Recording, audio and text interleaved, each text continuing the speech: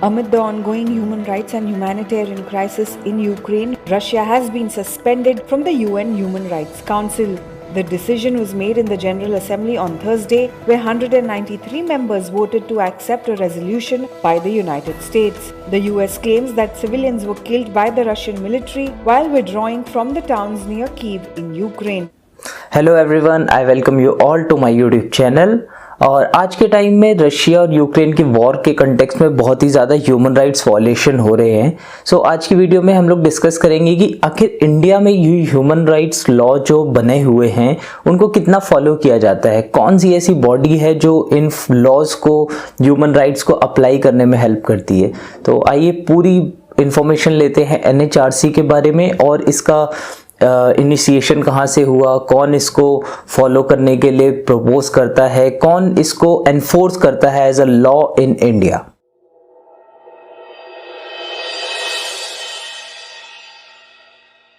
तो ये जो ह्यूमन राइट्स वाला कॉन्सेप्ट है ये आया नेचुरल राइट्स से।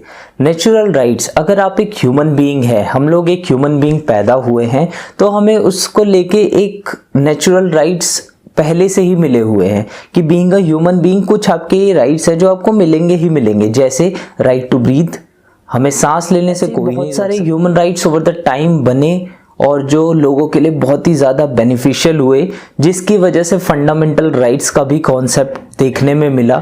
लेकिन केवल हुए ग्लोबलाइजेशन के बाद 1992 जो इंडिया में LPG रिफॉर्म्स आए, लेकिन उसके पहले ही ग्लोबलाइजेशन स्टार्ट हो गया था। Just after the world war second, जब वर्ल्ड वॉर सेकेंड 1945 में एंड हुआ, तो उसके बाद धीरे धीरे बहुत सारे देश थे जिनको डीकोलोनाइज करने के लिए अमेरिका ने पुश करना। लीग ऑफ नेशंस था वो 1945 के बाद यूनाइटेड नेशंस बन गया और यूनाइटेड नेशंस ने ही 1948 में एक अपने आर्म को, एक अपने अलग शाखा को बिल्ड किया जिसको हम United nation declaration on human rights UNDHR इस नाम से जानते हैं।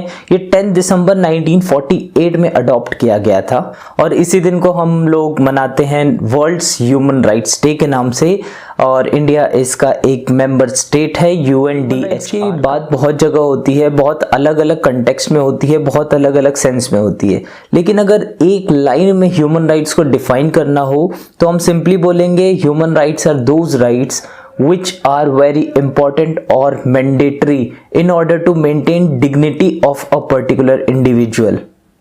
इसका मतलब कुछ भी ऐसे लॉज जो एक इंसान के अपने डिग्निटी को बनाए रखने में हेल्प करें और उसकी एक पर्सनल इम्पोर्टेंस जो इस नेचर को लेके है, जो एक ह्यूमन बीइंग को लेके है, जो इकोसिस्टम को लेके है, वो बनाए रखे, वो बरकरार रखे, वही नेचुरल राइट्स है। ऐसे ही 1991 में एक पेरिस प्रिंसिपल नाम से अग्रीमेंट साइन किया गया बहुत सारे मेंबर नेशंस के बीच में जो UNDHR का पार्ट थे। लेकिन ये पेरिस एग्रीमेंट हम लोग इस वीडियो में डिस्कस नहीं करेंगे because it's a very vast topic, बहुत ही ज़्यादा ब्रॉड टॉपिक है। अगर आपको इस पे वीडियो चाहिए तो प्लीज़ कमेंट बॉक्स में मेंशन करिए, इस पे एक वीडियो जरूर करते हैं। इंडिया में ह्यूमन राइट्स की, इंडिया में ह्यूमन राइट्स को प्रोटेक्ट करने के लिए एक स्पेसिफिक बॉडी बनाई गई है, national human right commission NHRC, और स्टेट्स में भी इसकी एक कॉन्सिक्वेंट बॉडी बनाई गई है, state human rights commission SHRC। ये एक बहुत ही ज़्यादा पावरफुल बॉडी है जो 1993 में स्टैब्लिश हुई। 1991 में इसका प्रपोजल रखा गया था, एक स्टैट्यूटरी लॉ के अकॉर्डिंग एक बिल प्रेजेंट किया था पार्लियामेंट में और उसको पास किया गया। उसके बाद ये एक बॉडी जो नेशनल ह्यूमन राइट कमीशन है उसको एक स्टैट्यूटरी बैकिंग मिला। इसका मतलब ये बहुत ही ज़्यादा कॉन्स्टिट्यूशनल लॉ के बाद इसी की प्लेस आती है। तो बहुत ही एक इम्पॉर्टेंट और पावरफुल ऑर्गेनाइजेशन है जिसका चेयरपर्सन एक सुप्रीम कोर्ट का जज जो कि अभी एडवोकेट कर रहा हो, या फिर एक सुप्रीम कोर्ट का चीफ जस्टिस, मतलब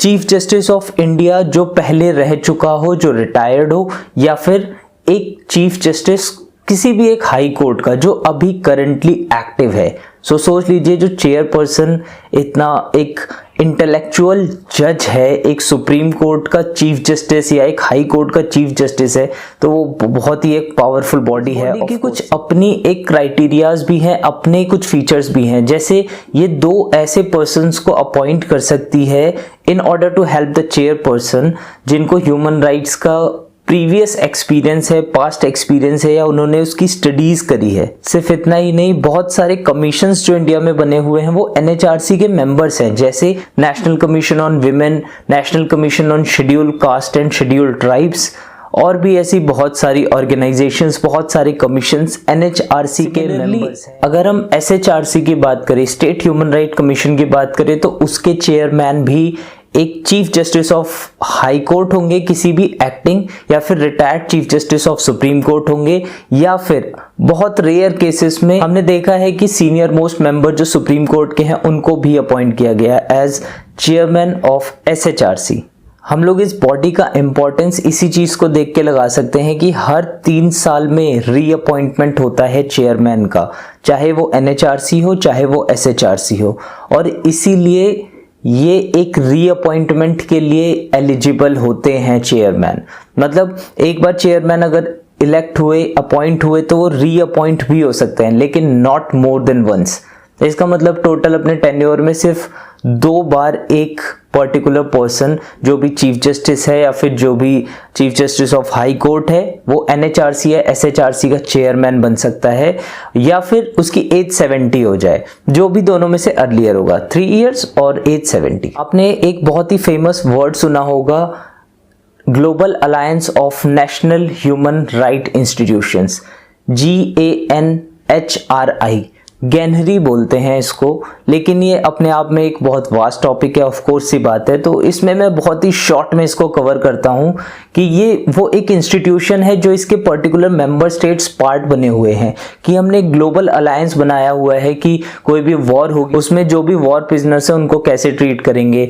अगर कोई इश्यू होता है 2 मेंबर स्टेट्स के बीच में, जैसे हमने अभी इजराइल पैलेस्टीन के बीच में देखा, आर्मेनिया अजरबैजान के बीच में देखा, तो कोई भी ऐसा होता है तो हम ह्यूमन राइट्स का ध्यान जरूर रखेंगे, क्योंकि वॉर अपनी जगह है लेकिन human rights is mandatory and given by nature. तो दोनों ऑर्गेनाइजेशंस, दोनों इंस्टीट्यूशन NHRC और SHRC में हम लोग और डीप डाउन कर सकते हैं, लेकिन this is the broad concept कि what is human rights. NHRC SHRC का कॉन्सेप्ट कहां से आया, ह्यूमन राइट्स ग्लोबल लेवल पे, ग्लोबलाइज्ड वर्ल्ड का टाइम है, उस टाइम में कैसे ये कंटेक्स्ट में आया, और अभी जो करंट रशिया यूक्रेन की वॉर चल रही है उसमें ह्यूमन राइट्स वायलेशन बहुत ज्यादा देखने को मिल रहे हैं। सो हम होप करेंगे ये वायलेशंस ना हो और रादर ये वॉर ही जल्दी से एंड हो जाए।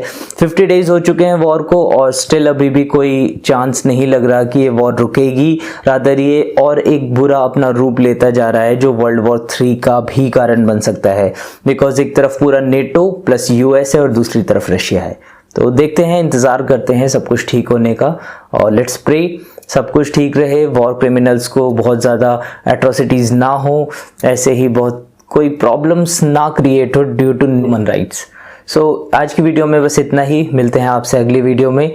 Thank you so much. Video अच्छा लगा हो तो चैनल को सब्सक्राइब कर दिए, वीडियो को लाइक करिए और शेयर और कमेंट ज़रूर करिएगा। Thank you so much. Take care. Comment box में मेंशन करिए अगर आपको कोई और टॉपिक पे वीडियो चाहिए।